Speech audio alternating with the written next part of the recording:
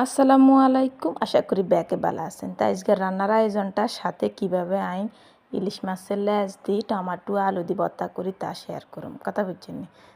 সান ইলিশ মাছের লেজ ভাজি করি এলাইয়ের এর হরে ভাজি করছি টমেটো, তারপরে পেঁয়াজ ভাজি করছি, শুকনো মরিচ ভাজি করছি, এরপরে আবার আলুগুন সিদ্ধ করি, তারপরে আবার এক কানা লাল লাল করি কে ভাজি করে লিছিল কানা টানা বেগিন বাসান কমপ্লিট হয়ে গেছে। এর হরে আলুগুনো পালা করে কষালি লইছি লই তনিগিন বেগিন একসাথ করি মাখিয়ে এলাম, কথা বুঝছেন নি।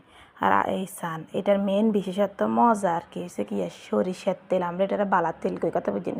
তো বালা তেল দিয়ে বালা করি সাটকাই লইছি লই এর হরে দিয়ে সানান কদুর খাই আনা করে দেখাইয়ের আলহামদুলিল্লাহ আলহামদুলিল্লাহ মাশাল্লাহ মেলা মজা হয়েছে বুঝছেন। একবার খাই মনে হয় আবার খাইতাম। তো যাই হোক, তারপরে যে রান্নার আয়োজনে আছে এই যান লেজের ভর্তা টমেটো আলু দিয়ে, এরপর চিকেন ফ্রাই, এর হর হয়েছে ইলিশ মাছের মাথা দিই সড়া দিয়ে, অনেকে কচুমুখী কয়, সড়া দিয়ে রান্না করছি। তারপরে সাদা ভাত। তো আজকের আয়োজন এটাই, তাকে বালা থাইয়েন, আল্লাহ হাফেজ।